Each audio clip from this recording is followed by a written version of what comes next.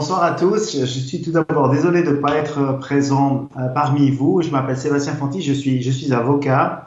Je travaille en Suisse, mais je suis aussi avocat au barreau de Paris. Et puis j'exerce à côté de mon activité d'avocat la fonction de CNIL, quelque chose que vous connaissez bien en France, c'est-à-dire l'autorité de régulation et de protection des données d'une région de 300 000. Et donc, c'est dans ce cadre que j'interviens souvent vis-à-vis des parents et des enfants, notamment pour arbitrer, modérer, essayer de trouver des solutions lorsqu'en classe, nous avons des difficultés quant à l'utilisation des outils technologiques tels que Facebook, Twitter, LinkedIn, moins LinkedIn et plus Instagram. Donc, je suis un peu un modérateur de toutes ces pratiques. Merci Sébastien. Alors, tu es connu de plus en plus de gens pour être celui qui régulièrement s'amuse, parce que je crois que tu prends beaucoup de plaisir à ça, à faire plier des gens qu'on appelle les GAFAM, c'est-à-dire les très grosses multinationales qui s'amusent à gagner beaucoup d'argent avec nos données personnelles. Est-ce que tu peux nous expliquer un petit peu tout ça? Oui, alors, si vous voulez, dans la démarche, le lien qu'on a avec ces entreprises, même si on est une très petite région avec seulement 300 000 habitants, on a quand même eu le responsable des données mondiales d'Apple qui est venu ici pour essayer de nous convaincre d'accepter que les données des élèves en classe puissent être utilisées. Ça s'appelle Apple School. Donc, lorsque ce monsieur Davis est venu chez nous, on a eu une discussion qui était très cordiale, mais quand même très ferme, en disant maintenant ça suffit, on n'est plus d'accord que les données des enfants soient transférées aux États-Unis. Nous exigeons comme préalable à l'acceptation d'une discussion de l'utilisation de ces outils dans un cadre scolaire que vous rapatriez l'intégralité des données d'enfants mineurs sur sol européen. Et on l'avait fait avec Microsoft, si vous voulez, pour donc la version de Windows 10, où dans le cadre public, moi j'avais pris la recommandation d'interdire aux collectivités publiques l'installation de Windows 10. Alors, on est certes très très petit, mais ce que ça signifie en pratique, c'est que lorsqu'ils ont vu qu'ils allaient perdre beaucoup d'argent en ne vendant pas leur système d'exploitation, on a quand même réussi à les faire plier. On a réussi à les faire plier et à obtenir de Microsoft 2 mises à jour mondiales majeures. Pour une région de 300 000 habitants, c'est pas mal. Donc, on a cette habitude d'aller plus à la confrontation. Enfin, c'est un peu mon habitude parce que c'est pas vraiment dans les mœurs des gens. Et si vous voulez, ça s'est passé en Allemagne où Facebook a dû adopter des conditions générales particulières pour protéger notamment les mineurs. Et moi, je suis d'avis qu'il faut maintenant mettre une pression beaucoup plus importante sur les GAFA, sur les conditions auxquelles on les autorise à exploiter les services commerciaux, puisque la publicité est le nerf de la guerre dans les pays. Et que de toute façon, avec le nouveau règlement général de protection de données de l'Union européenne, c'est une chose qui va se produire dès le 26 mai.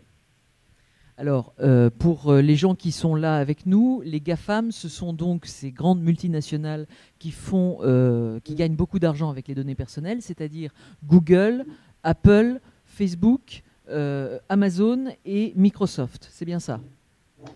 Absolument. Et ces entreprises qui ont maintenant, en fait, qui sont prises à leur propre piège, puisqu'elles ont une telle évolution économique qu'elles ont dû ouvrir des succursales et des représentations dans tous les pays, ce qui fait qu'elles ne peuvent plus se cacher aux États-Unis encaisser de l'argent, mais simplement elles doivent répondre devant tous les tribunaux et en France également. Et c'est ainsi que nous arrivons à les faire s'asseoir à une table de négociation pour trouver des solutions pour les enfants, pour les parents, en leur disant vous devez améliorer vos produits, vous devez vérifier que les enfants qui sont sur vos réseaux ont l'âge d'y être. Et on est en train en fait de faire prendre conscience à toutes ces entreprises de l'existence d'un répondant qui va simplement leur dire les règles du marché c'est bien, mais la protection des mineurs, des personnes âgées également, c'est aussi un élément fondamental de notre société, c'est un point d'équilibre et nous ne transigerons pas sur ce point d'équilibre.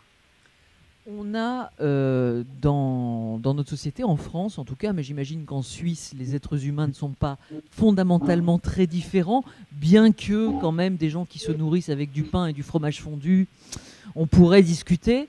Mais Et du chocolat, et du chocolat. Mais on sent quand même une grande inquiétude, plus que les grandes questions avec lesquelles on a intitulé le colloque d'aujourd'hui, le futur sans l'homme, etc., qui paraissent des questions un petit peu lointaines. Les gens qui peuplent cette salle, les questions qu'ils ont, c'est la tablette ou l'iPhone ou le smartphone que j'ai offert à mon gamin, est-ce que c'est vraiment bon pour lui ? Est-ce qu'il y a un danger ? Si oui, lequel ? Est-ce que le danger, il est vraiment là où je crois qu'il est ? Etc., etc. Et selon vous, on n'est pas du tout assez bien informé. J'ai pas malheureusement très bien compris la dernière partie de la question. Oui. Donc il faut que je reformule en quelque sorte. Brièvement. Brièvement, c'est une question de philosophe, ça, non ? Sommes-nous bien informés ? C'était nul, hein, monsieur Leguet, vraiment. Là, je suis très déçu.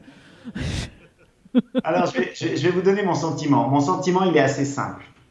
Pour avoir fait des procès à ces gens pendant plusieurs années, notamment à Google, lorsqu'on leur a dit « on est prêt à vous aider », à réguler quelque chose qui vous a peut-être même échappé. Mais il faut pour cela que vous constituiez des comités d'éthique. C'est un minimum qu'on va exiger de vous. Ces entreprises ne souhaitent pas constituer des comités d'éthique. Elles ont gagné du temps, elles ont phagocyté nos données, pris une position quasi dominante sur tous les marchés, et aujourd'hui, elles sont en train de revenir en arrière. Elles sont en train de revenir en arrière dans nos pays puisque nous avons une régulation forte. Ce n'est pas le cas en Chine et aux États-Unis. Ce que chacun doit bien comprendre ici, c'est que quand Apple annonce cette semaine que les données de santé sont son objectif numéro 1 au monde, aujourd'hui, ça veut dire qu'Apple tend à l'avenir à devenir votre médecin, votre conseiller, peut-être votre fournisseur de soins, voire même votre conseiller personnel. Donc en fait, on est en train de prendre le contrôle de nos vies. Avec les informations qu'ils possèdent sur nous, ils sont à même de nous fournir des services qu'on connaît déjà, publicitaires, des produits, etc. Mais ça va beaucoup plus loin que cela. Notre capacité décisionnelle, elle est réduite. Elle est réduite parce qu'ils sont capables de prédire ce qu'on ferait dans une situation.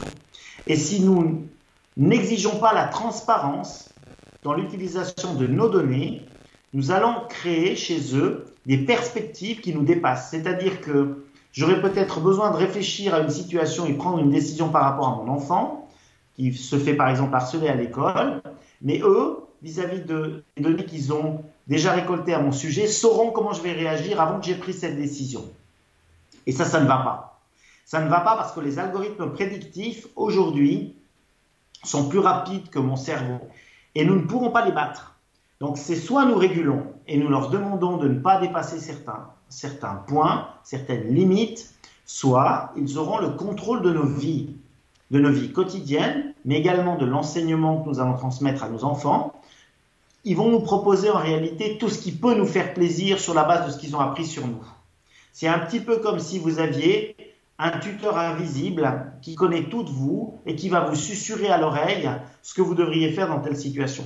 C'est une annihilation de la liberté et le risque pour une démocratie, comme le sont les pays dont nous sommes citoyens, c'est d'influer sur les choix des citoyens pour les conduire à accepter des choses qu'ils n'auraient jamais acceptées s'ils avaient eu conscience des conséquences.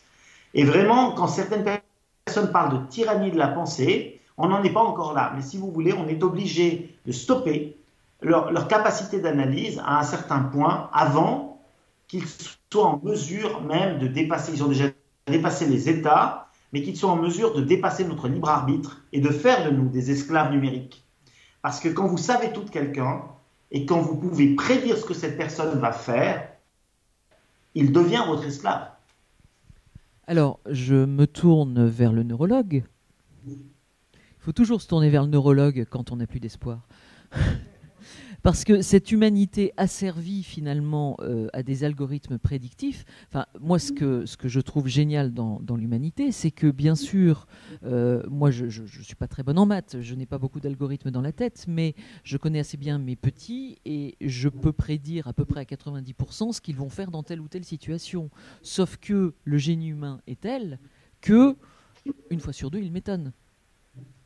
Donc, on a quand même, on peut en sortir de ça quand même un peu, non?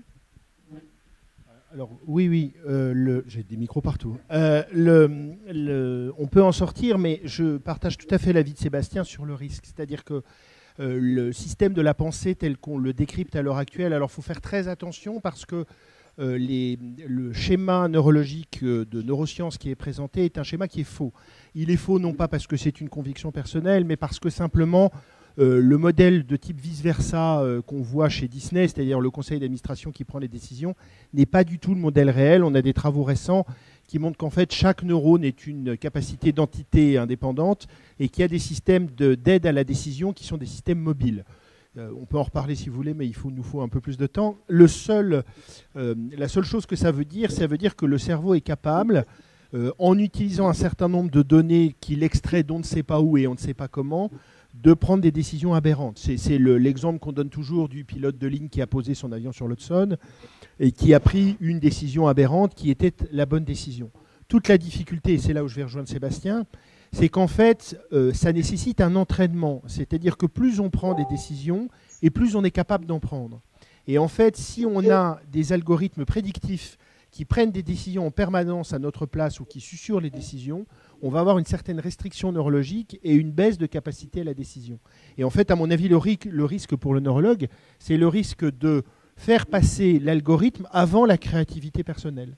Toute la difficulté, c'est qu'en fait, si on augmente des systèmes d'assistance algorithmique, qui sont des systèmes qui nous susurrent à l'oreille, pour dire ce que disait Sébastien, eh ben, on baisse notre capacité décisionnelle et donc on va être de plus en plus lié à la machine. Il y a une espèce de système d'appauvrissement de la décision si on laisse l'algorithme décider en amont. Oui. Et en même temps, c'est une expression très à la mode en ce moment, donc je m'adapte à la pensée du moment. Et en même temps, Damien Leguet, je sais que moi, au bout d'un moment, d'avoir une nounou qui me susurre à l'oreille ce qu'il faut que je fasse et que je fasse pas, je suis parti de chez ma mère pour ce genre de raison, vous voyez. Je crois qu'il faut prendre aussi le problème d'une autre façon. On peut, et je l'ai fait, et on peut le dire effectivement, que nous avons tous dans notre poche des petits espions domestiques, que nous sommes au bord du risque d'une tyrannie des datas, que nous dépendons des objets qui sont là pour nous aider et qui finissent par nous asservir de façon à ce que nous soyons esclaves de ceux-là même qui sont censés nous aider. Bon, c'est la dialectique du maître et d'esclave. Hein, bon. Tout ça, c'est parfait. Mais je voudrais quand même attirer votre attention et notre attention collective sur quelque chose. Et je voudrais prendre la défense, si vous voulez, disons de Google ou des GAFA. C'est que, qu'est-ce qu'il y a en face ?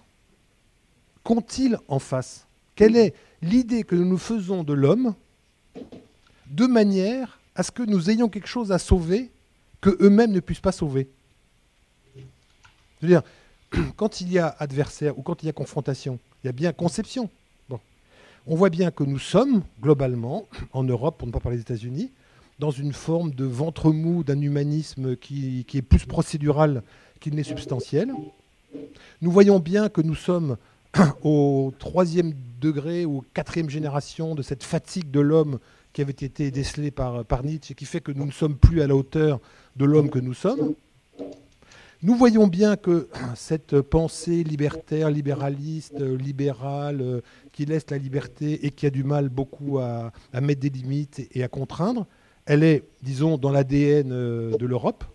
Nous voyons bien que ce que nous sommes est devenu la proie facile de ceux-là même qui, gentiment, viennent nous proposer leur aide pour suppléer à tous nos manquements.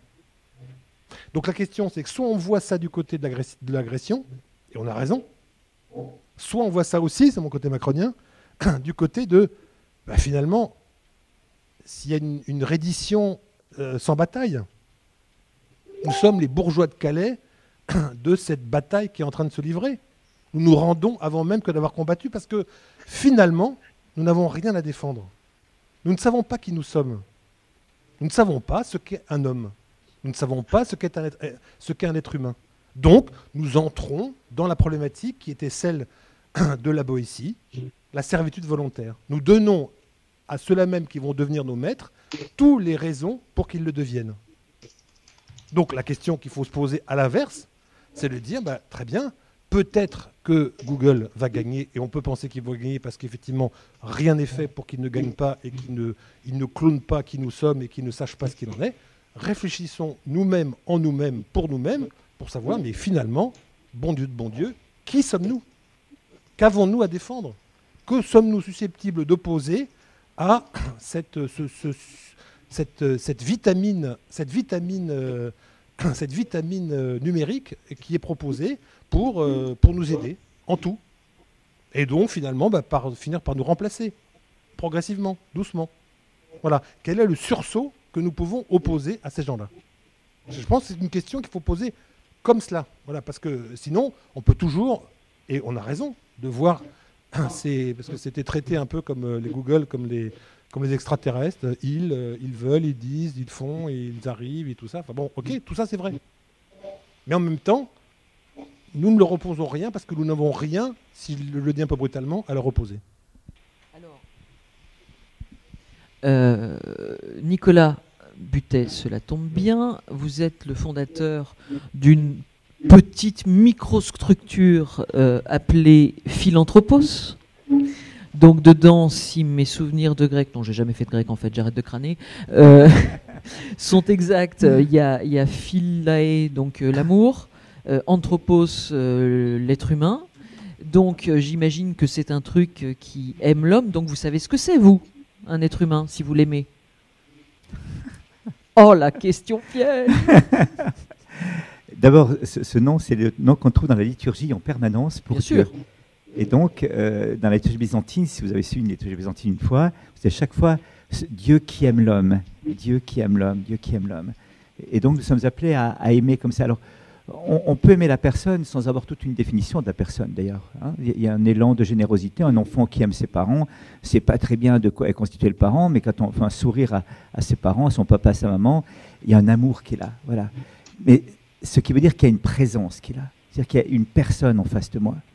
Et finalement, on en a parlé tout à l'heure aussi avec les jeunes, cette définition de la personne humaine est au cœur de toute la civilisation occidentale. Il faudrait la retrouver aujourd'hui. L'homme a été réduit au matérialisme, finalement, depuis la négation de l'âme spirituelle dans la personne humaine au XIXe siècle. On a réduit l'homme à un ensemble de neurones qui s'entrechoquent entre elles, ou à un système biologique fonctionnel.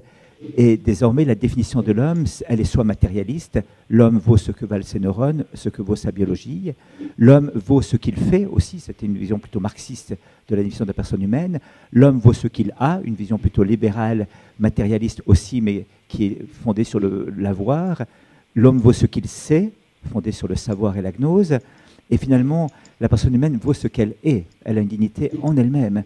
Et c'est là que peut-être la question la plus importante qui peut poser à l'humanité aujourd'hui, on le voit bien, c'est le refus de la vulnérabilité.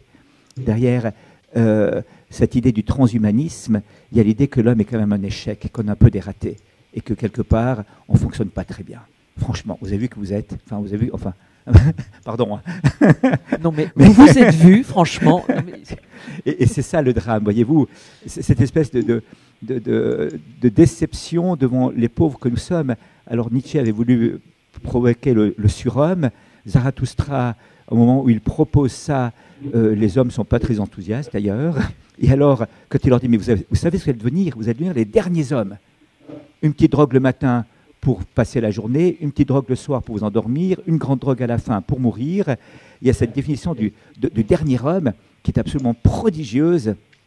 On travaillera un petit peu parce qu'il faut bien s'occuper, mais pas trop parce que c'est pénible. On n'aura même plus envie d'acquérir des choses parce que voilà, la fatigue va nous rejoindre.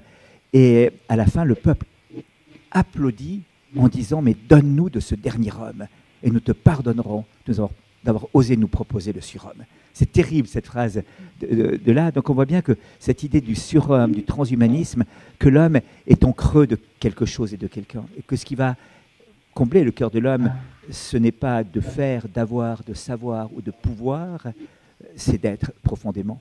Et donc la vulnérabilité devient, j'allais dire, le critère même aujourd'hui qui va mettre au défi toute cette tentation idéologique du transhumanisme.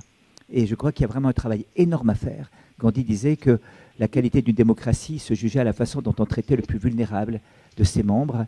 Le plus vulnérable, ça peut être l'enfant en aide, ça peut être la personne âgée, ça peut être l'enfant handicapé, ça peut être la personne en difficulté, comme ça, psychologique et psychique, la personne en épreuve, la personne en deuil. Enfin, cette vulnérabilité qui est en chacune et chacun d'entre nous, d'ailleurs, cette part de vulnérabilité qu'on essaye de fuir bien souvent, eh bien, c'est là, quelque part, que se trouve le spécifique humain. Et le Dieu auquel nous croyons, en tout cas pour moi, c'est un Dieu qui est ressuscité avec des stigmates. Et c'est intéressant, on le voit arriver et venir rejoindre l'homme dans sa vulnérabilité. On le voit assumer cette vulnérabilité humaine qui est là, ce qui n'est pas du tout un déni d'un savoir, d'un avoir ou d'un pouvoir, bien évidemment, mais il y a d'abord cet homme en creux de quelque chose et qui ne sera jamais comblé par cette image de cet homme parfait qui devrait advenir par l'augmentation de connexions neuronales avec un système externe, par une sorte d'augmentation à travers des prothèses ou je ne sais quoi. Finalement, c'est ce refus profondément de la chair qui se trouve là derrière. Et or, ce qui fait que l'être humain, on a dit, il y a une tentation, Pascal l'avait dit, qui veut faire l'ange fait la bête, mais finalement, aujourd'hui, cette tentation angélique, elle est très très prenante, mais on ne veut plus même être la bête, si j'ose dire, parce qu'il y a une négation complète de la chair humaine. Cette chair qui nous parle, cette chair par laquelle on peut se parler, cette chair par laquelle on peut se rejoindre, cette charnalité qui est au cœur, cet encharnellement, disait même Peggy à un moment donné, cette charnalité par laquelle on peut se rejoindre les uns les autres, eh bien c'est ça qui est refusé profondément à travers du transhumanisme. Et c'est ce déni de la chair qui est au cœur de ce grand débat, finalement. Juste petite incise, tout à l'heure, on se baladait dans les classes de seconde, première, terminale, c'était extrêmement sympa. Puis alors en plus vous avez, enfin je sais pas si vous êtes, s'il y a beaucoup de parents d'élèves, mais les élèves, enfin sont ont montré un intérêt et une réactivité pour les interventions. C'était absolument génial. Et quand je suis arrivé devant les premières, j'ai mis toutes les filles en PLS en leur expliquant qu'elles allaient ressusciter avec les cicatrices de leur acné. C'était terrible. Bref. Effectivement, alors il y a quelque chose dont on a déjà parlé ensemble, qui est que finalement, quand on parle du transhumanisme, on n'est pas dans le registre de la science, mais dans le registre de la religion, enfin du discours religieux, puisque il y a un certain nombre de critères qui tendent à prouver que le transhumanisme n'est autre que la résurgence d'une vieille hérésie très ancienne, qui est la gnose, et qui s'est construite effectivement sur le refus de l'incarnation. Ce corps, comme tu le disais très bien, franchement, vous vous êtes vu, mais c'est exactement ça. Voilà, on fait des besoins, on a des besoins, et puis en plus on meurt, et puis en plus on vieillit, et puis on devient moche. Voilà, en gros c'est ça. Et ça c'est insupportable quand on voit la qualité de ce qu'on a à l'intérieur du cerveau, n'est-ce pas? Eh bien, les gnostiques refusaient ça, et donc vous aviez en gros deux tendances. Vous aviez ceux qui voulaient détruire absolument le corps pour libérer l'esprit. Ça donne par exemple une secte gnostique dont vous avez certainement entendu parler, qui est la secte des Cathars, vers l'an 1200 par là. Et vous avez ceux, au contraire, qui disaient, de toute façon, vu que le corps n'a aucune importance, on peut faire ce qu'on veut avec. Donc allons-y. Et je vous laisse imaginer tout ce qu'ils faisaient avec. Voilà. Et ça, c'était plutôt les encratites, par exemple, des 2 premiers siècles, qui s'adonnaient joyeusement à toutes sortes de choses. Surtout, enfin, c'était plutôt les hommes qui imaginaient ces trucs-là. D'ailleurs, allez savoir pourquoi. Bon. Et en fait, on se rend compte que les transhumanistes n'ont rien inventé, finalement. C'est une résurgence de cette vieille lune, simplement avec plus de technique, moins de magie. Mais on en reste là. Et du coup, moi, quand j'entends Damien dire que finalement, les transhumanistes ont la possibilité, si j'ai bien compris ce que tu disais, d'arriver à l'extinction de l'homme, ou en tout cas à servir véritablement l'homme, moi j'ai un doute, parce que pour moi c'est une foi religieuse qui est une hérésie, et donc ils n'ont pas raison, et donc ça n'est pas possible. Mais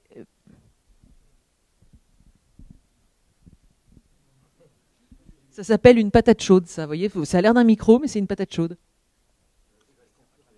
Sébastien.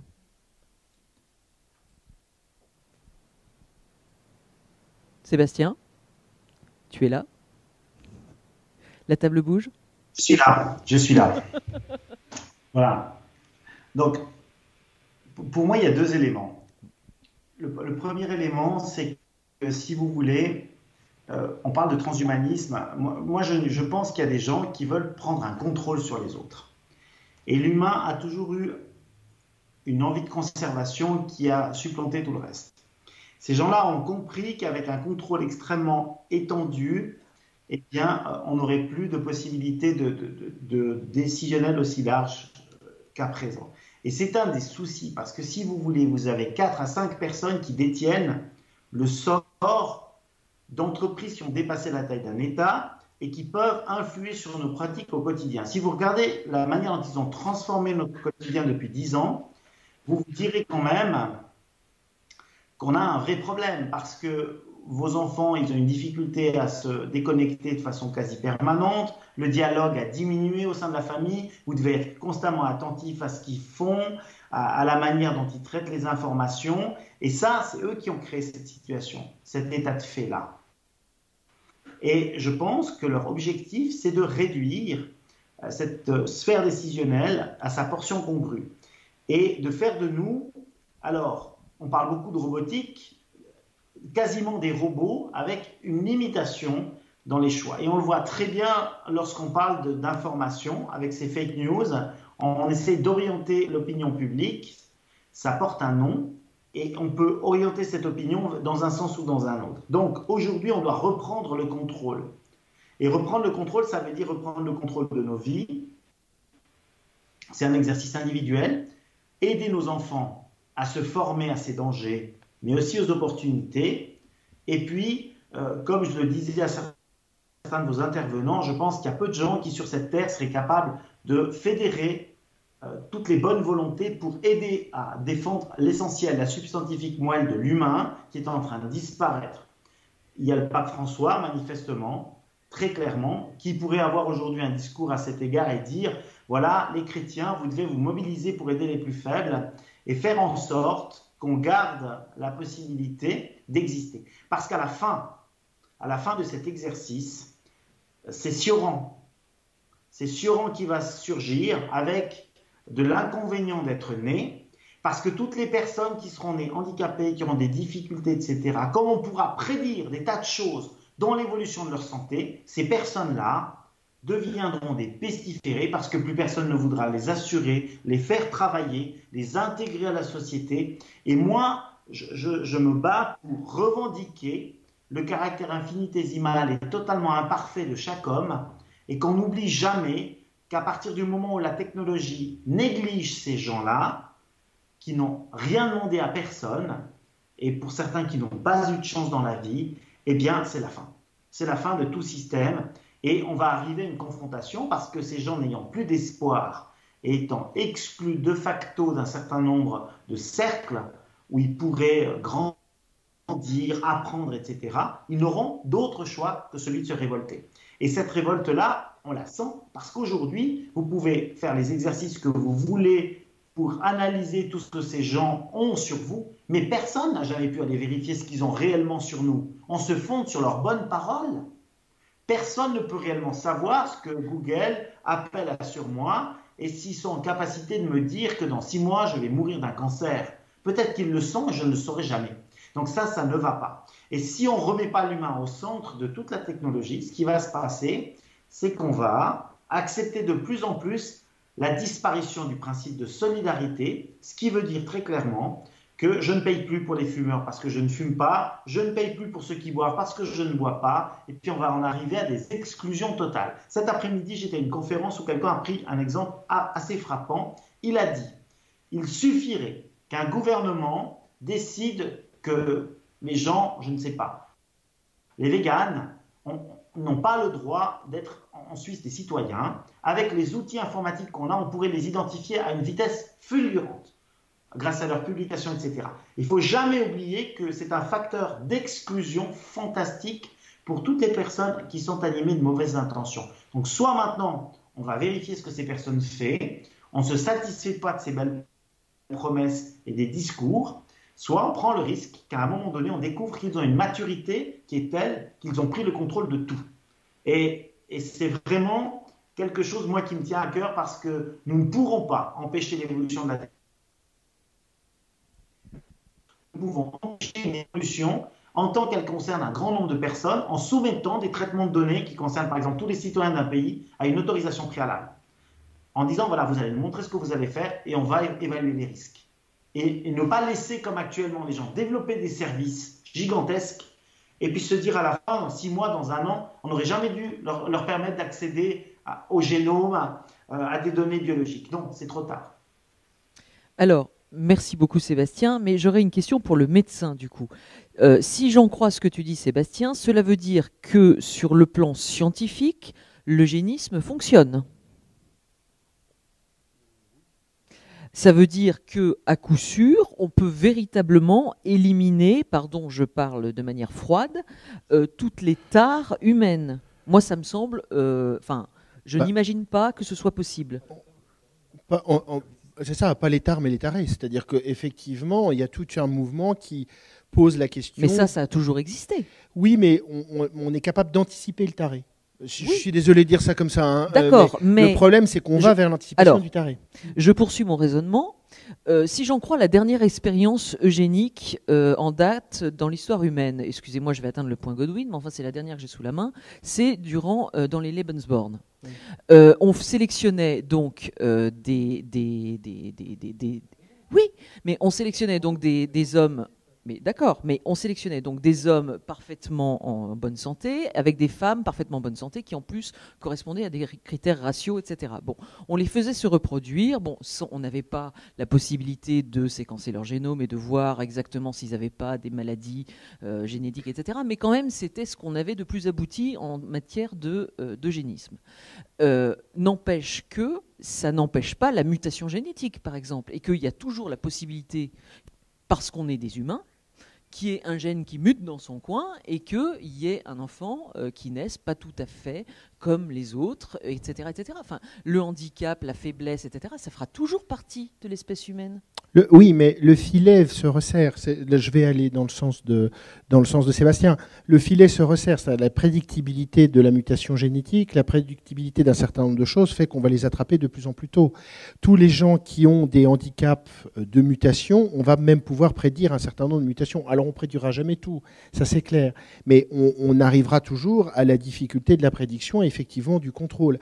Ce que dit Sébastien en termes de médecine est parfaitement exact. C'est-à-dire que le problème, c'est... on va prendre l'exemple de Verily ou de Calico. Alphabet investit des milliards de dollars. Peut-être expliquer. Alors, Verily, c'est le laboratoire pharmaceutique de Google. Calico est une entité très mystérieuse. Sébastien, tu m'arrêtes si je dis des bêtises, mais c'est une entité très mystérieuse qui travaille sur l'éternité ou la mort de la mort, le fameux truc. Mais en tout cas, sur les travaux sur le vieillissement, Calico a depuis 2012 des investissements qui se comptent en millions de dollars, voire en milliards de dollars au total. Ils ont une équipe d'à peu près 300 personnes et globalement, on ne sait pas ce qu'ils produisent. C'est-à-dire que ces gens-là qui travaillent toute la journée avec des montants très importants n'ont jamais, à aucun moment, sorti de manière évidente une publication. Alors, je parle comme neurologue, on sait qu'ils ont un département neurologique, personne ne sait ce qui se passe dans leur département de neurologie. Et donc, toute la difficulté, c'est que, et c'est là où je partage la question de Sébastien, quand Sébastien dit est-ce qu'ils sont capables de prédire si j'ai un cancer dans 6 mois, peut-être que oui. Et je suis absolument incapable de vous dire où ils en sont. Et toute la difficulté, c'est effectivement le fait d'avoir cette espèce de nébuleuse ou d'étoile noire, pour faire comme dans Star Wars, qui est extrêmement performante, mais dont on ne sait strictement rien. Et à un moment, on pose des questions de plus en plus importantes, parce que on reprend l'exemple de Verily ou de Calico. En fait, de temps en temps, on voit passer des trucs qui visiblement viennent de chez eux et qui sont très innovants. Sauf que le problème, c'est que cette innovation sur le vivant est une innovation qui est contrôlée par quelqu'un. Donc on ne sait pas si, par exemple, il n'y a pas un progrès médical majeur qui est dans les cartons de Verily ou de Calico. Je fais un peu de provocation, mais ça finira par arriver comme ça. Donc il y a une vraie question juridique, il y a effectivement une vraie question de confrontation, même si on est déjà en train d'éliminer un certain nombre d'enfants handicapés avant qu'ils n'arrivent.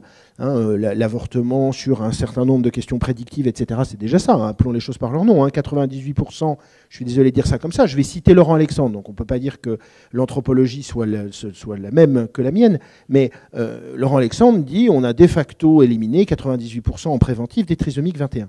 De toute façon, le chiffre est exact. Donc on le fera de plus en plus avec un filet qui est de plus en plus étroit. Et effectivement, je partage totalement l'avis de Sébastien là-dessus. Comment est-ce qu'on leur demande où est-ce qu'ils en sont ?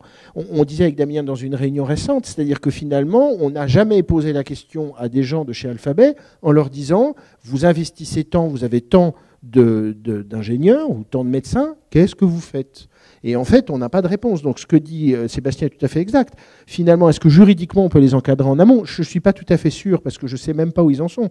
Le vrai problème, c'est qu'en fait, ce sont des gens qui se sont affranchis totalement de règles autres que les leurs. Oui, en complément de cette vision transhumaniste scientifique, il y a aussi un transhumanisme ou un antispécisme philosophique qui est très important. Des gens comme Peter Singer, un professeur à Princeton aux États-Unis, qui dit que finalement l'être humain n'est pas une espèce parmi d'autres. On peut distinguer que deux sortes de choses, le vivant et le non-vivant. Parmi le vivant, eh bien, il n'y a que deux catégories de distinction possibles, c'est le degré d'autonomie et la capacité de souffrir. De sorte que des gens comme Peter Singer disent explicitement qu'un petit cochon, entre l'autonomie d'un petit cochon à 6 mois et d'un petit être humain, le cochon étant nettement plus autonome que l'être humain, s'il faut choisir entre les deux vies, il s'agirait de sauver le petit cochon plutôt que l'être humain. Il a écrit textuellement, et il propose notamment, pour répondre à cette question, si la présélection n'a pas eu lieu, il s'agirait de ne pas inscrire dans les registres avant 1 mois un enfant, parce qu'on ne sait pas si on va le garder ou pas, s'il fonctionne correctement ou pas. L'avortement postnatal. Mais c'est fondé par une idéologie antispéciste, et si c'était uniquement un huluberlu qui disait ça, ça irait encore, mais Peter Singer est traduit dans une 20aine de langues, et il donne des conférences sur la Terre entière. Donc c'est pas rien quand même comme idéologie, ou c'est comme s'il y avait une sorte d'acharnement contre l'être humain. On voit bien que ce rôle spécifique de la personne humaine au cœur du développement, au cœur de la société, au cœur de l'univers, eh bien, est comme refusé catégoriquement. Autant on a voulu à un moment donné avoir la toute-puissance, et puis devant la vulnérabilité, eh bien, soit on a la toute-puissance chez quelques-uns et l'élimination des autres. Et il y a vraiment une sorte de conspiration contre la personne humaine. Alors pour continuer toujours dans le mauvais rôle que j'endosse moi-même, parce que c'est une façon aussi d'avoir un débat, parce qu'on peut être d'accord, on peut émettre à l'infini des vœux pieux et se dire tous c'est magnifique, nous sommes des humains, respectons-nous les uns les autres, aimons les faibles, etc. C'est parfait, personne ne dira le contraire. Simplement, ça ne se passe pas comme ça. Donc je voudrais reprendre 3 points, parce qu'il y a 3 points qui ont été dits. Premièrement, on dit tous ces groupes-là, ils prennent le contrôle. Ils prennent notre contrôle. Ils prennent le contrôle sur nous-mêmes. Mais je dis oui, c'est très bien. Mais s'ils prennent le contrôle, c'est qu'on leur donne. Et qu'est-ce qui fait qu'on leur donne le contrôle ? C'est que le goût que nous avons de la liberté est un goût qui est difficile à défendre, compliqué à promouvoir, et qui suppose que nous le faisons de nous-mêmes une haute idée. Être esclave, même invisible, même payé, même tout ça, mais être esclave de ceux qui vont finir par nous diriger, c'est confortable. C'est une situation confortable. Et être ceux qui sont autonomes, responsables de leur propre vie et capables de diriger leur existence, c'est difficile. Donc il faut comprendre la difficulté et comprendre le confort. Souvenons-nous de Périclès, quand il disait « point de bonheur sans liberté, mais pas de liberté sans courage ». C'est la question du courage qui fait problème. Donc si le courage s'affaiblit, la liberté et le goût de la liberté s'affaiblit, et donc on se met automatiquement, forcément, nécessairement, sous la coupe de maître. Et c'est une situation, je le dis vraiment, qui est confortable. Deuxième point. On dit, ah oui, finalement, c'est la fin de l'homme. Oui, c'est la fin de l'homme, oui. Oui, et nous revenons, c'est ça ce qui est en train de se dessiner, alors on parle de la gnose, on parle de tout ce qu'on veut, très bien, mais on revient au monde païen. Dans le monde païen, il y avait les forts et il y avait les faibles. Les faibles avaient tort et les forts avaient le pouvoir, avaient le courage de s'affirmer, risquaient leur propre vie et était capable de dominer.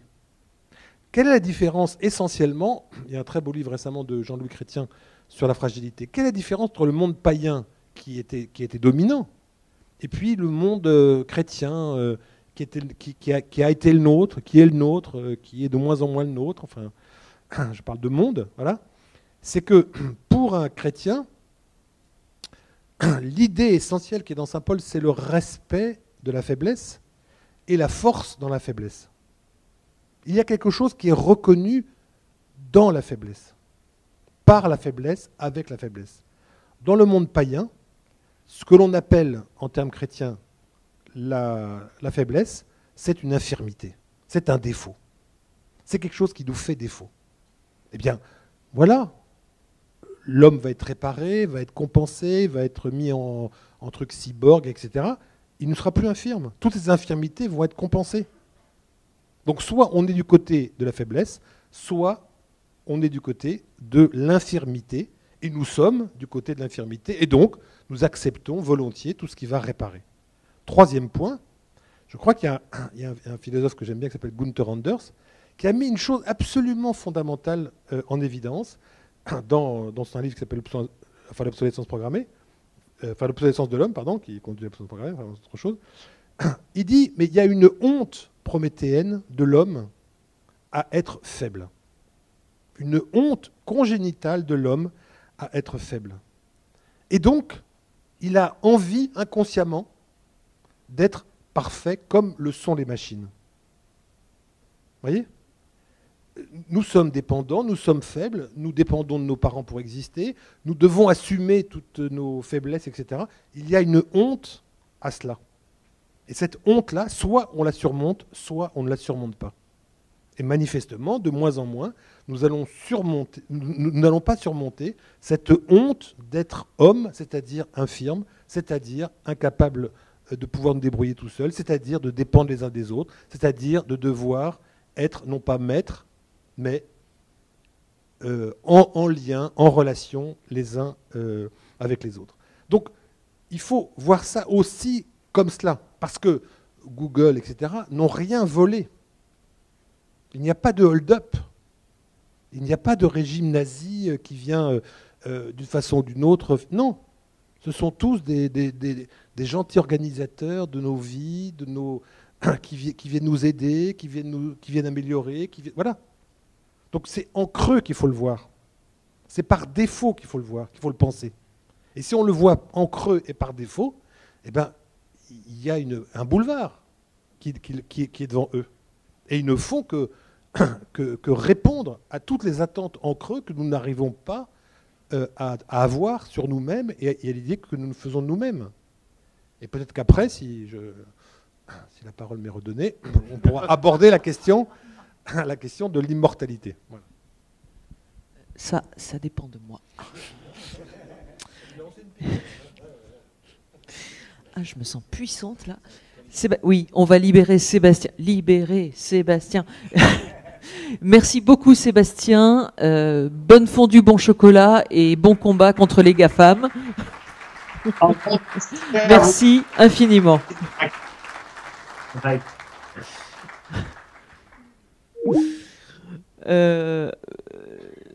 Promis, je vous redonnerai la parole. Non, j'ai été gentille quand même.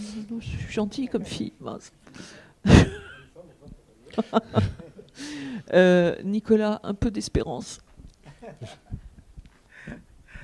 Oui, alors, l'espérance que j'ai derrière tout ça, et je rejoins un petit peu ce que Damien disait tout à l'heure, c'est que ce monde paradoxal qui paraît être une sorte de déferlante devant laquelle il est très difficile de résister, puisqu'on parle de milliards qui sont investis et devant lesquels on ne peut rien faire pratiquement en tant que tel au niveau économique. Pour les GAFAM, c'est des sommes colossales. On disait tout à l'heure que Google monnayait à 90 milliards les données qu'il piquait sur nous, sur nos recherches que nous avions par an. 90 milliards, c'est le revenu de Google pour les recherches qu'il monnaie à partir de ce que nous cherchons, comme ça, et les données qu'il récupère, les data, justement.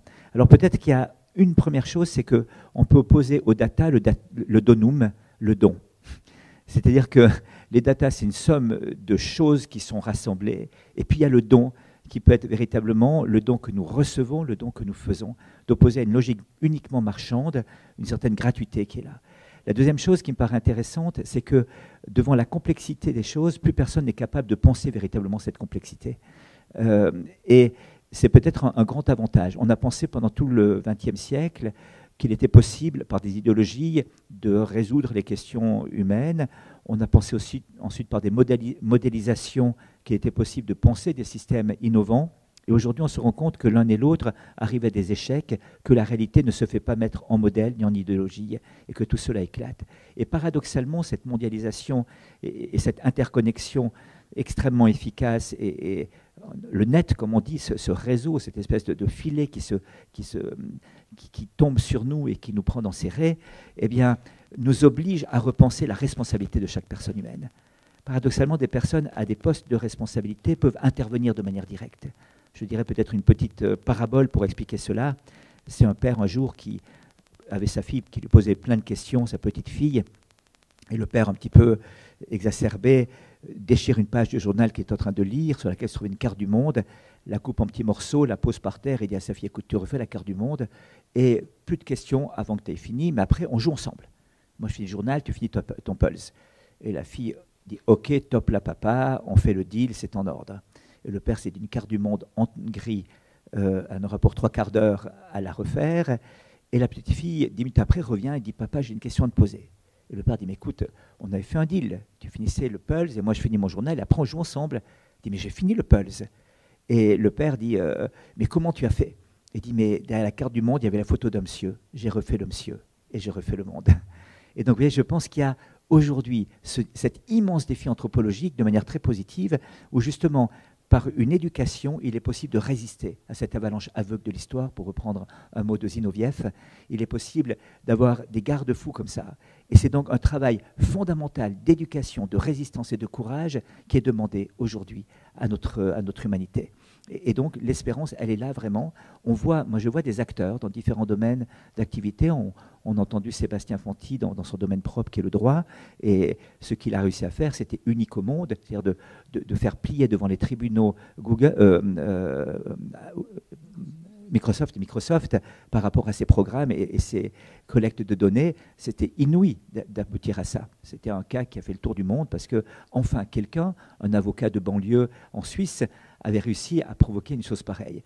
Parce qu'il y a une détermination, il y a une volonté et il y a un courage politique et un courage personnel là derrière. Et je pense que si on réapprend cette dynamique du courage, cette dynamique de la volonté, avec une anthropologie aussi cohérente derrière, eh bien, on sera capable de faire quelque chose. On a compris en management, par exemple, que le QI n'était pas tout, que des gens avec un QI élevé étaient capables de gérer quelque chose. Mais enfin, il manquait une deuxième chose, c'est Goldman qui avait dit ça, le quotient émotionnel. Et puis on s'est rendu compte que c'était encore pas assez. Des travaux aux États-Unis ont été faits, de Margaret Benefiel et d'autres personnes encore, sur le QS. Et le QS, c'est le quotient spirituel. On s'est rendu compte qu'une personne qui avait un QI assez élevé, qui avait un QE, une empathie habile, ne pouvait encore pas fonctionner correctement dans une équipe. Et qu'il fallait un autre élément qui était fondamental, c'était une certaine prévisibilité des réactions de la personne, non pas quant à son génie créateur, mais quant à sa capacité d'avoir une cohérence dans son agir. Et cette cohérence venait d'un certain nombre de valeurs et de principes qui habitaient son cœur, qu'elle était capable de vivre aussi bien dans la vie professionnelle que dans sa vie privée, et qui était une sorte de ligne infranchissable qu'elle s'était fixée à elle-même comme une loi intérieure, et qui faisait qu'ensuite elle pouvait se comporter de manière cohérente dans son rapport aux autres. Eh bien, cette insistance aujourd'hui sur cette fameuse intelligence artificielle qui n'a rien d'autre, qui n'a rien à voir avec l'intelligence humaine, pas plus que les plumes, un œil sur une plume d'un pan n'a à voir avec l'œil humain, vous voyez. On appelle tous les deux des yeux, et pourtant, ce n'est pas tout à fait de la même manière qu'ils fonctionnent. Eh bien, l'intelligence artificielle est une capacité prodigieuse de calculer et de fonctionner, mais n'a pas cette sagesse qui met en lien les choses. Et donc, je pense qu'il y a véritablement un travail éducatif qui peut être fait aujourd'hui et qui renvoie chacun à sa responsabilité, dans la manière dont on traite et dont on utilise ces moyens techniques et modernes, dans la manière dont on peut réagir personnellement et collectivement. Et paradoxalement, leur système même qu'ils ont mis en place nous donne un pouvoir aujourd'hui de créer des réseaux de réaction extrêmement puissants. Et donc, quelque part, c'est eux-mêmes qui donnent les moyens d'une réaction anthropologique et humaine et courageuse nouvelle. Alors, comme mon boulot, c'est de faire l'avocat du diable, je vais prendre la défense de Damien Leguet. Il y a quelque chose qui me frappe, en fait, dans cette société qui, de plus en plus, est gouvernée par des espèces de nounous est-allemandes numériques, avec tous ces compagnons qui nous aident à faire des choix, qui prédisent pour nous ce qu'on doit faire, etc., qui nous infantilisent perpétuellement. C'est qu'en fait, de plus en plus, dans les métiers dits de service, dans lesquels les médecins, par exemple, sont en première ligne, on s'attend de plus en plus, en tant qu'usager, comme on dit, et le mot n'est pas neutre, que ces donneurs de services se comportent comme eux. C'est-à-dire que vous soyez finalement disponible H24, que vous soyez infatigable, que vous obéissiez, tant qu'à faire, et puis qu'on puisse vous mettre en marche-arrêt quand on veut. Est-ce que c'est quelque chose... Alors, c'est de la compétence. Il y a une vraie question qui a été développée, alors ça vient du sommet de Zermatt. Il y a une question très rigolote qui a été posée par l'intelligence artificielle d'IBM. L'intelligence artificielle d'IBM, alors vous savez, pour rendre les intelligences artificielles, le neurologue que je suis va vous dire que l'intelligence artificielle n'est pas une intelligence, mais un esprit de synthèse extrêmement performant, et que déjà, quand on parle d'intelligence artificielle, une intelligence biologique, c'est quelque chose qui est appuyé sur un mode de fonctionnement de l'émotion tout à fait particulier qui ordonne le mode de fonctionnement général de l'intelligence. Donc, vous n'êtes pas, Dieu merci, qu'un cortex dorsolatéral, c'est-à-dire qu'en fait, vous n'êtes pas qu'une super machine planificatrice.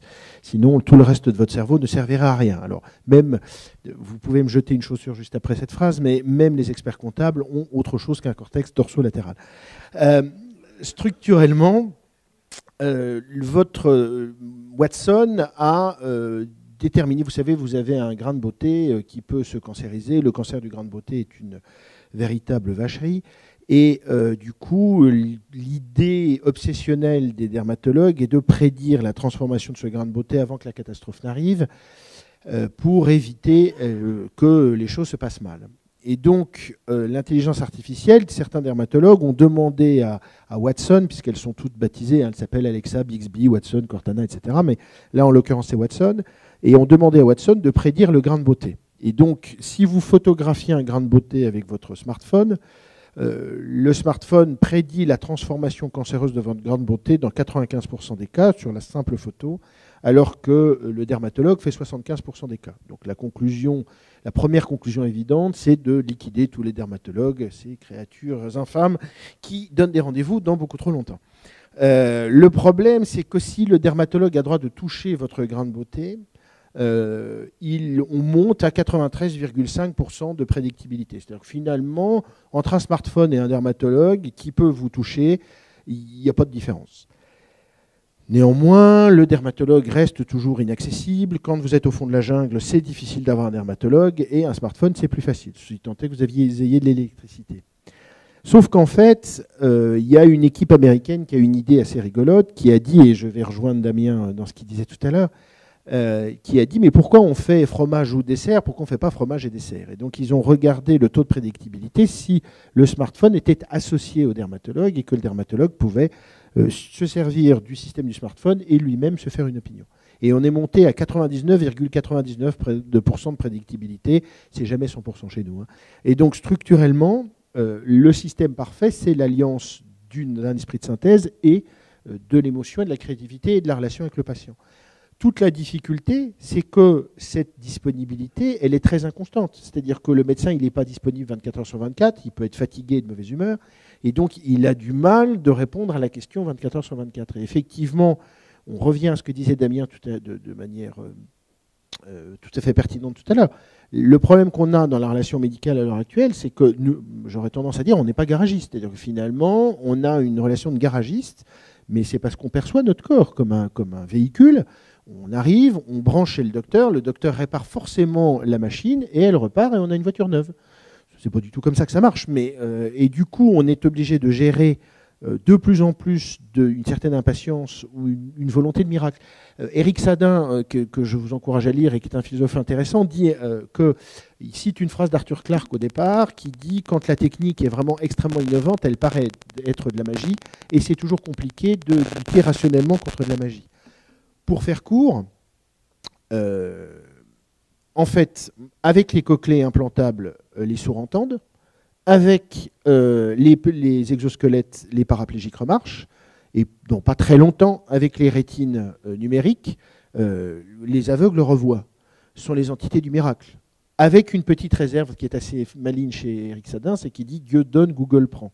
C'est exactement ça.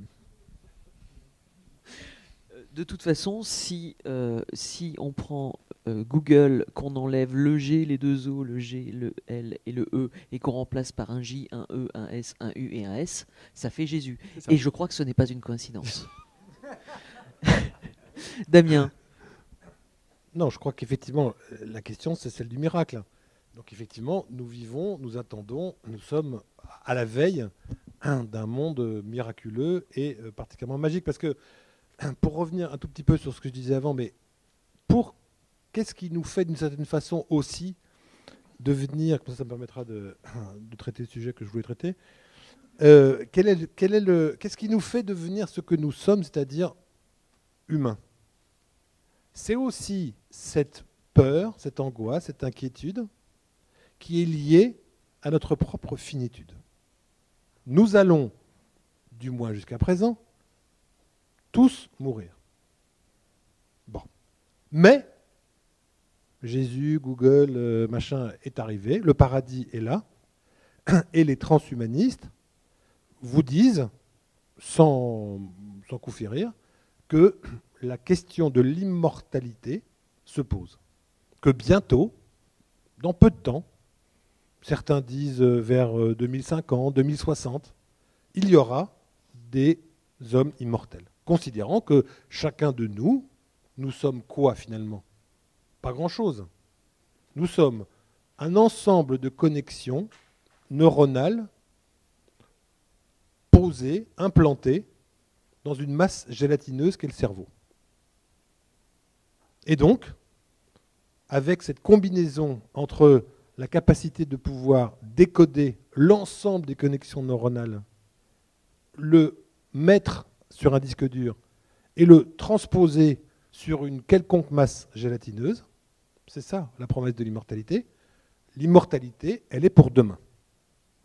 Et je dis que cette promesse, qui est une promesse, qui, pour les neurologues que j'ai consultés, disent que pour l'instant on en est à 1000 lieues, que ça ne correspond à rien, mais que c'est une promesse, que cette promesse-là, elle affaiblit aussi toutes les défenses immunitaires que nous pouvons avoir pour être ce que nous sommes, considérant que ce que, je vais le dire comme ça un peu brutalement, ce que la religion chrétienne promettait et promet, maintenant, c'est une promesse qui est tenue, qui sera tenue, qui va être tenue immédiatement, bientôt, tout de suite, par le transhumanisme. Et donc, il faut prendre en considération, me semble-t-il, sur toutes ces questions-là, d'où la faiblesse, d'où l'incapacité à pouvoir être ce que nous sommes, d'où le manque de liberté, d'où etc. D'où le boulevard que nous offrons à tous ceux-là même qui vont nous asservir, sur cette promesse implicite qui est une révolution anthropologique fondamentale. Parce que c'est une promesse, et que les promesses n'engagent que ceux qui y croient. Et pourquoi je dis que, alors c'est là où je voudrais revenir sur un point qui me paraît absolument essentiel, c'est que, me semble-t-il, cette promesse, et donc le transhumanisme, n'est pas une religion, mais relève de la pensée magique. Je pense que nous assistons fondamentalement au retour de la magie. On croit, et c'est ça l'ambiguïté du transhumanisme, on croit que la science est rationnelle. On croit que la science ne tient que la promesse qu'elle est capable de pouvoir tenir. Bon. Mais, il me semble, que cette question de l'immortalité est non pas une question ou une promesse rationnelle, scientifique, mais une promesse magique. Et quand on dit magie, on peut penser à Freud, l'homme, dit-il, a une puissance démesurée dans la puissance de ses propres désirs. La pensée magique, c'est une pensée primitive, primaire, celle qui fait en sorte qu'il y a une satisfaction hallucinatoire de mes propres souhaits, pour reprendre ce que dit Freud. Donc, il y a une pulsion, une envie, et qui veut mourir? Personne. Qui veut ne pas être dans la fusion? Personne. La fusion est confortable, la division est difficile à tenir. Et donc, nous vivons depuis, disons, le christianisme, disons, voilà, dans l'idée que nous sommes mortels d'une part et que nous sommes divisés. Divisés, c'est bien ce qui nous pousse à la pensée et à la pensée symbolique. Le symbole, c'est la division. Hein, voilà. Donc, nous sortons de tout cela. Nous sortons de tout cela parce qu'une promesse nous est faite. Nous y croyons, nous y croyons pas. Nous avons toutes les raisons de ne pas y croire et en même temps, nous avons toutes les raisons d'y croire, comme toutes les croyances. Et donc, d'une certaine façon, la baisse de la défense spirituelle de ce que nous sommes, l'humanité, elle est aussi faite à l'aune de cette promesse d'immortalité. Et si j'osais, je n'ai pas le temps, mais je le ferai peut-être une autre fois, je défendrais, c'est pas mal de faire des petits comme ça, renvoie, je défendrais, j'ai écrit 4 livres sur la mort, je défendrais l'idée de ne pas mettre à l'horizon, ce qui est le cas aujourd'hui, de la pensée humaine, de la pensée de notre humanité, cette promesse fallacieuse, aujourd'hui, peut-être dans 300 ans, mais aujourd'hui fallacieuse, de l'immortalité, et j'essaierai de voir en quoi est-ce que le régime qui est le nôtre aujourd'hui de la mortalité est celui-là même qui nous fait être ce que nous sommes. Absolument, et ça pose la question de ce que vous disiez tout à l'heure, parce que l'immortalité, enfin, c'est bien beau de vouloir vivre pour toujours, mais pourquoi faire?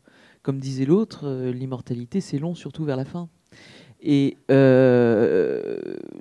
la question d'une civilisation qui, de toute façon, a déjà accepté les maîtres qui arrivent, parce que, de toute façon, elle s'ennuie déjà, donc elle ne voit pas pourquoi, effectivement, elle ne s'ennuierait pas pour l'éternité, puisque, de toute façon, elle n'a rien à faire, se pose entièrement.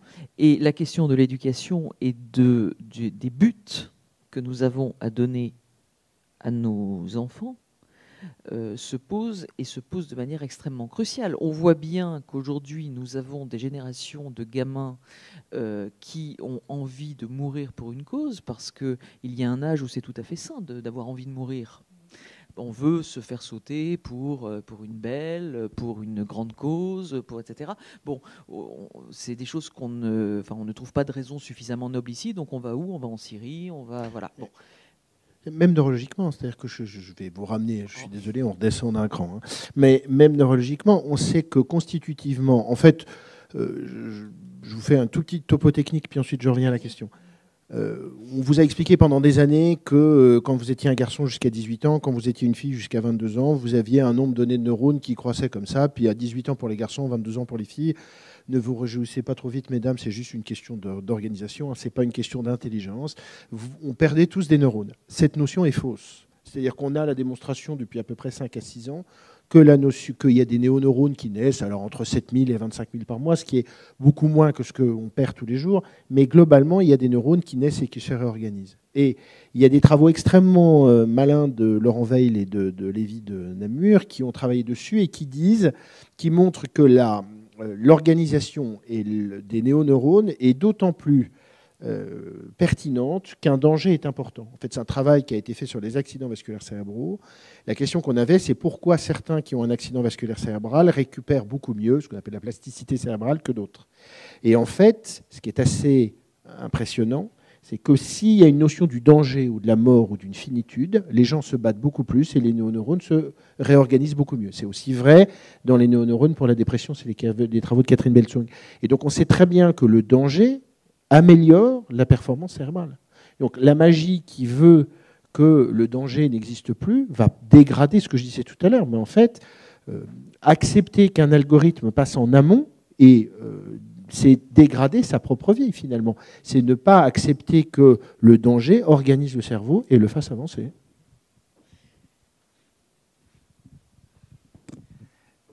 c'est vrai que dès qu'on a perdu cette dimension transcendante de la personne humaine et cet appel à une transcendance, on a confondu deux notions qui relèvent d'un même mot latin, c'est la santé et le salut. Finalement, cette quête de salut qui habitait le cœur de toute l'humanité est répercutée sur la santé. Et donc, plutôt que le salut qui est la vie éternelle, on a la santé pour une vie permanente. Ce n'est pas tout à fait la même chose. Tolkien avait pensé à cette chose-là. Vous savez, les elfes étaient immortels et tout en vivant dans une certaine beauté comme ça, voyant les êtres humains vieillir et se rider, les jalousait néanmoins en disant que Dieu avait donné à l'homme the gift of death, le don de la mort. C'est pas rien. Et les elfes, soi-disant immortels, pouvaient mourir de deux manières, de désespoir ou par un coup de couteau. Et donc, c'était la barbarie qui vient de ce néopaganisme qui revient très fort aujourd'hui, et puis le désespoir du non-sens. Ce que Viktor Frankl a bien montré, c'est-à-dire que si l'être humain n'a pas un sens dans sa vie, eh bien, il ne pourra pas vivre. Or, le sens, il y a le sens du faire, disait Viktor Frankl, qui est un psychiatre autrichien qui a vécu dans les camps d'Auschwitz pendant 3 ans. Donc, lorsqu'il parle, il ne parle pas d'un bureau de professeur, mais d'une expérience humaine, existentielle forte qu'il a vécue lui-même. Et il s'était rendu compte qu'il y avait 3 sens possibles à la vie. Le premier, c'était le faire. Certains se disaient à la sortie du camp, eh bien, je terminerai mes études, je ferai une formation, j'écrirai un livre, je raconterai ce que j'ai vécu. La deuxième, disait-il, c'était l'amour humain, qui était une motivation très forte. Je retrouverai mon épouse, ma fiancée, ma famille à la sortie du camp. Et le troisième, dit-il, c'était la transcendance, justement. Alors il disait, les 2 premiers peuvent disparaître. Son épouse, à lui, est décédée à Ravensbrück, et donc il ne l'a pas retrouvée à la sortie. Il raconte qu'un jour, dans une grisaille du camp, dans l'automne pluvieux de l'Allemagne, il se trouve complètement rongé par la souffrance et le désespoir. Et tout d'un coup, il y a cette phrase du psaume, « Le Seigneur est mon roc, mon rocher, ma citadelle. Un pauvre a crié, Dieu l'a entendu, il l'a délivré de toutes ses angoisses. Qui regarde vers lui resplendit sans ombre ni trouble au visage. » Et cette phrase est venue en boucle et lui a redonné la joie de vivre. Et donc, ce qu'il appelait la logothérapie, c'est-à-dire la thérapie par le sens, est fondamentale dans cette démarche-là, voyez-vous. Et alors, c'est ce vide de sens, cette absence de sens et de signification qui finalement offre la liberté ou le champ libre à cette magie et à cette crédulité absolument incroyable qui n'est pas rationnelle, qui est une véritable crédulité et qui ne relève pas de la raison et donc pas de la sagesse et même pas de la foi, bien sûr. Mais Damien Leguet me contredira si nécessaire, mais moi j'ai l'impression, du peu d'histoire des sciences que j'ai en tête, que le retour de la pensée magique dans la science date des Lumières, en fait, c'est-à-dire du début de la déchristianisation. Je ne dirais pas ça, mais je dirais juste qu'effectivement, les Lumières sont une promesse, effectivement, qui ont été proposées. Non, par rapport à ce qui a été dit, il y a 2 choses sur lesquelles je veux revenir. La première, c'est que il faut penser surtout au geste premier qui a fondé notre civilisation, à savoir le geste d'Ulysse. Ulysse passe 10 ans avec Calypso, et Calypso, qu'il aime beaucoup, et lui est comme resté 10 ans, donc il doit l'aimer quand même pas mal, Calypso lui propose l'immortalité. Elle lui propose l'immortalité. Et que fait Ulysse? Il devrait accepter, comme nous allons l'accepter, tous collectivement. Eh bien, Ulysse refuse. Et il refuse pour une raison simple, qui est une raison éthique, au sens fort du terme. C'est-à-dire le retour, un premier sens d'éthique, c'est le retour à l'étable, le retour à la maison, le retour à ce que l'on est. Et donc, il refuse cette immortalité pour revenir chez lui, pour revenir auprès des siens, et surtout pour être un être de parole, de récit, et raconter ce qu'il a vu et ce qu'il a vécu. La seule immortalité qui était promise aux Grecs, c'était celle des récits et des héros. Et lui était déjà immortel, du moins du côté des Grecs, et n'avait pas besoin de cette immortalité de la chair. Quand je dis chair, c'est un anachronisme. Cette immortalité du corps que lui proposait Calypso. Première référence. Deuxième référence, ça m'a fait penser ce qu'on disait juste avant, à un poète grec qui s'appelle Kafavi, et qui fait un poème magnifique vers 1880, quelque chose comme ça, où il pense aux derniers empereurs de l'Empire romain. Et il dit de ces derniers empereurs de l'Empire romain qu'ils ont le désir secret des barbares qui vont les déposer. Vous voyez ? Ce désir secret des barbares qui vont les déposer. Ils les attendent. Ils les attendent parce que c'est trop lourd. C'est trop compliqué.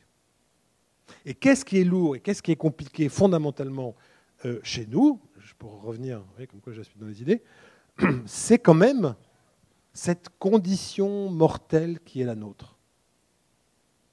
Et je crois qu'il faut prendre conscience, me semble-t-il, de cela, c'est que l'immortalité a un avantage gigantesque, c'est qu'elle nous conforte dans l'idée que nous sommes seuls, que nous n'avons besoin de personne, et que nous pouvons survivre à nous-mêmes et aux autres. Alors que la mort nous apprend quoi ? Sinon le tragique. Et nous apprenant le tragique, elle nous apprend à être dépendants les uns des autres, elle nous apprend à être un animal politique qui vit en société. Vous savez, souvenez-vous, Aristote dit que l'homme est un animal politique parce qu'il n'est ni une bête, ni un dieu. Maintenant, nous sommes des dieux. Nous n'avons plus besoin de vivre en cité. Nous nous contentons de nous-mêmes. Vous voyez ? Donc cette condition mortelle qui nous échappe, que nous allons finir par déposer au pied des barbares Google qui vont nous soulager de cet immense fardeau, de cette mortalité impossible, eh bien, ils sont là, ces barbares, pour faire en sorte que le tragique, la condition tragique de l'humanité et de notre humanité disparaisse. Eh bien, quel plus magnifique service, ou plus abominable service, ne peuvent-ils pas nous rendre ? Je crois que c'est sur cet élément-là, et puis, qu'est-ce que ça veut dire aussi, être dépendants les uns des autres ? Qu'est-ce que ça veut dire, être mortel ? Ça veut dire aussi être fragile. Ça veut dire aussi se soucier les uns des autres. Ça veut dire aussi considérer que nous avons une part de fragilité qui se retrouve dans celle des autres. Vous voyez ? Et donc, pour le faire vite, l'immortel est indifférent à la fragilité, quand le mortel, lui, est soucieux de préserver, de tenir cette fragilité. Vous voyez ? Et donc, si nous perdons la mortalité, ce que nous sommes en train de faire, globalement, nous perdons tout ce qui nous relie aux autres et tout ce qui nous relie à la fragilité qui nous est commune. Finalement, nous ne sommes que la somme des bugs et des petites erreurs que nous avons constituées au fur et à mesure, ce qu'on appelle l'apprentissage, et qui nous ont constitué le moins imparfait possible, mais toujours aussi imparfait que ce que l'intelligence artificielle ou ce que le cyborg pourra, lui, jamais être. Vous voyez, donc si nous n'acceptons pas cette part d'hésitation, de fragilité, ce que le père Nicolas Butet appellerait le péché, eh bien, si nous n'acceptons pas cela, et nous n'acceptons plus cela, eh bien, à ce moment-là, nous sommes complètement dans cette perspective, effectivement, d'une immortalité qui nous décharge de tout, et des autres, et du tragique, et de la condition humaine. Merci beaucoup. Nous allons donc fonder dès ce soir une association de sauvegarde du péché et de la mort, si j'ai bien compris. C'est ça. Merci beaucoup, Père Nicolas. Merci, Docteur Grégoire. Merci, Professeur Damien. Merci à vous d'avoir été là pour cette première table ronde.